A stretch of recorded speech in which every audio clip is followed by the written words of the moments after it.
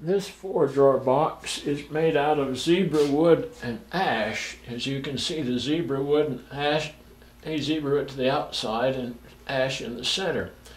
This particular box has 2 small drawers, a larger drawer here, and then this drawer has in the back my trademark hidden drawer.